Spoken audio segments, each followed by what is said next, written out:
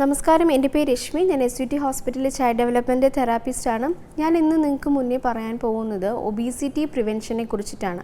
അപ്പോൾ നമുക്ക് പാരൻസിനൊരു കൺസേൺ ആണ്, കുട്ടികളിൽ, അതായത് ഒരു 4-5 ഇയേഴ്സ് ആയിട്ടുള്ള കുട്ടികളിലൊക്കെ ഒബീസ് എന്ന് പറയുന്നത് അത്രയധികം ഒരു പ്രശ്നമുള്ള ഒരു കാര്യമാണ് അല്ലേ. ഫ്യൂച്ചറിലും അവർക്ക് പല രീതിയിലുള്ള പ്രോബ്ലംസ് അവർക്ക് ഉണ്ടാവാനുള്ള ചാൻസസ് കൂടുതലാണ്.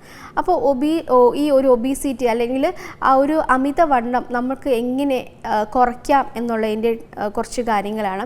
നമ്മുടെ ഈ ഒരു കാലഘട്ടത്തിൽ മിക്കവരും ഫസ്റ്റ് ചോയ്സ് ചെയ്യുന്നത് എന്താണ്? പുറത്തു നിന്നുള്ള ഫുഡ് ഓർഡേഴ്സാണ് അല്ലേ.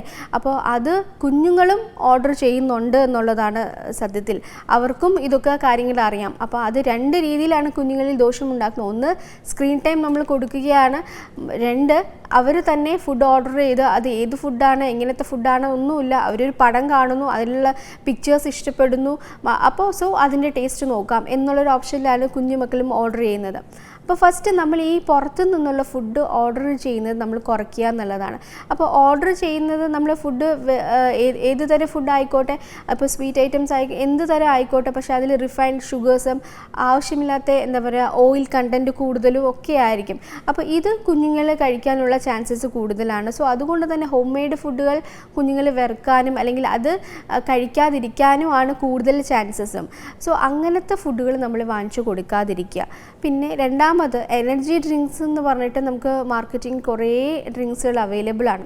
ഇതെല്ലാം എന്താ പറയുക, കുട്ടികളിൽ വളരെയധികം ഇൻട്രസ്റ്റ് ഉള്ളതും ആ കളർ, അതുപോലെ തന്നെ ആ ബോട്ടിലെ പടങ്ങൾ, ഇതെല്ലാം അവരെ വളരെ രീതിയിൽ അട്രാക്റ്റ് ചെയ്യുന്നുണ്ട്. സോ ഇങ്ങനത്തെ എനർജി ഡ്രിങ്ക്സുകൾ നമ്മൾ എന്താ കുഞ്ഞുങ്ങളിൽ ശരി കുടിച്ചോട്ടെ, അല്ലെങ്കിൽ നല്ലതാണ്, ഹെൽത്തി ആണ് എന്നുള്ളൊരു ഓപ്ഷൻ പാരൻസിനുണ്ടെന്നുണ്ടെങ്കിൽ അത് തെറ്റായ ഒരു ധാരണയാണ്. കാരണം അതിലുള്ളതും ഈ പറഞ്ഞ പോലെ അമിതമായ ഷുഗർ കണ്ടൻ്റ് ആണ്. അമിതമായ ഷുഗർ കണ്ടൻ്റ് ഉണ്ട്, മാത്രമല്ല പ്രിസർവേറ്റീവ്സ് ഉണ്ട്, അതുപോലെ തന്നെ കളർ അടങ്ങിയിട്ടുണ്ട് അല്ലേ, പല രീതിയിലുള്ള കളേഴ്സ് അടങ്ങിയിട്ടുണ്ട്, കളർ ഫുഡ്സ്. അപ്പോൾ അങ്ങനത്തെ ഡ്രിങ്ക്സും നമ്മൾ കുട്ടികളിൽ കൂടുതലായിട്ട് എൻകറേജ് ചെയ്യിപ്പിക്കാതിരിക്കുക. അപ്പോൾ നിങ്ങൾ ചോദിക്കും ഇതൊക്കെ കൊടുക്കണം. ഞാൻ ഉദ്ദേശിച്ചത് നമുക്കൊരു ടേസ്റ്റിന് കൊടുക്കാം. ഡെയിലി അതൊരു ഹാബിറ്റ് ആക്കുക, അതല്ലെങ്കിൽ അത് തന്നെ ശീലിപ്പിച്ചെടുക്കുക എന്നുള്ളത് വളരെയധികം മോശമായതും നല്ല രീതിയിലൊരു ഹാബിറ്റും അല്ല. സോ ഇത് തന്നെ ആ കുഞ്ഞുങ്ങൾ ശീലിക്കുകയും മാത്രമല്ല അങ്ങനെ അവർക്ക് ഒബീസ് ആവാനുള്ള ചാൻസസ് നമ്മൾ തന്നെ വഴിയൊരുക്കുകയും ചെയ്യുകയാണ്.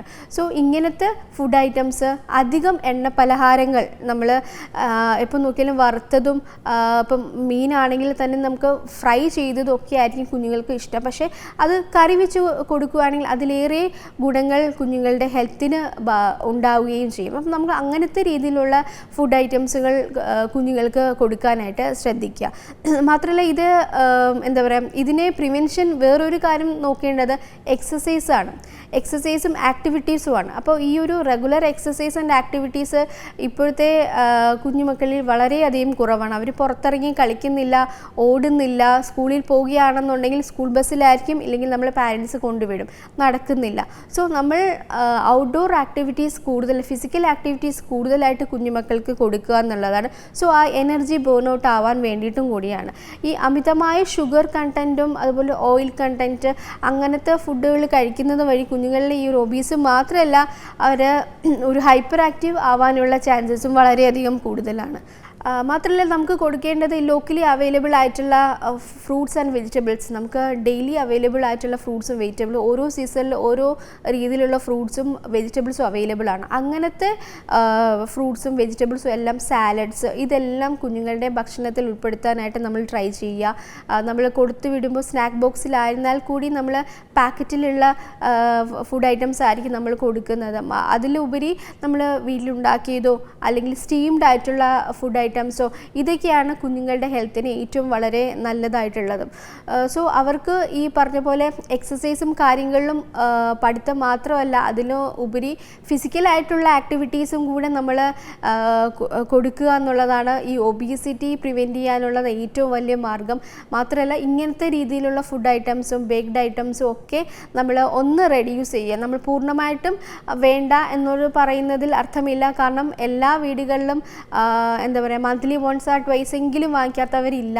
സോ റെഡ്യൂസ് ചെയ്യുക എന്നുള്ളതാണ് യഥാർത്ഥത്തിൽ പറയാനുള്ളത്. സോ നമ്മൾ കുറച്ച് നമ്മൾ ചെയ്യുന്നത് പാരൻസ് എങ്ങനെയാണോ നമ്മൾ വീട്ടിലുള്ള കാണിച്ചു കൊടുക്കുന്ന ആ രീതി അനുസരിച്ചായിരിക്കും കുഞ്ഞുങ്ങളും ശീലിച്ച് വരുന്നത്. അവരുടെ ഫ്യൂച്ചറും അതുപോലെ തന്നെ ആയിരിക്കും. ഫ്യൂച്ചറിലെ ഹെൽത്താണ് നമ്മൾ നോക്കേണ്ടത്. നമ്മൾ ഒരു കുഞ്ഞും ചബ്ബിയായിട്ടിരിക്കുക എന്നതിലല്ല, അവർ ഹെൽത്തി ആയിട്ടിരിക്കുക. ബോൺ വെയിറ്റ് ആണ് അവർക്ക് വേണ്ടത്. ചിലപ്പോൾ നമ്മളൊരു കുഞ്ഞിനെ ഇപ്പോൾ മിക്കയിടത്തും എന്താ പറയുക കമ്പാരിസൺ ഉണ്ടാവും അല്ലേ, അപ്പുറത്തെ വീട്ടിലെ കുട്ടി നല്ല വണ്ണത്തിലിരിക്കുന്ന എൻ്റെ കുഞ്ഞ് മാത്രം എന്താ പറയുക വണ്ണമില്ല അങ്ങനെ. പക്ഷെ അതിലല്ല, കുഞ്ഞിന് ഇമ്മ്യൂണിറ്റി പവർ കിട്ടണം, അവൻ്റെ ബോൺ വെയിറ്റ് ഓക്കെ ആയിരിക്കണം. ഇതൊക്കെയാണ് അവർ ഇടയ്ക്കിടയ്ക്ക് അസുഖം വരുന്നില്ല, അതൊക്കെയാണ് നമ്മൾ മെയിനായിട്ടൊരു ഹെൽത്ത് എന്ന് പറയുമ്പോൾ ഉദ്ദേശിക്കുന്നത്. സോ ഇത്രയും കാര്യങ്ങളാണ് എനിക്ക് ഒബീസ് എങ്ങനെ പ്രിവെൻറ്റ് ചെയ്യാം കുഞ്ഞുങ്ങളിൽ എന്നുള്ളത് പറയാൻ ആഗ്രഹിച്ചതും. Thank you so much.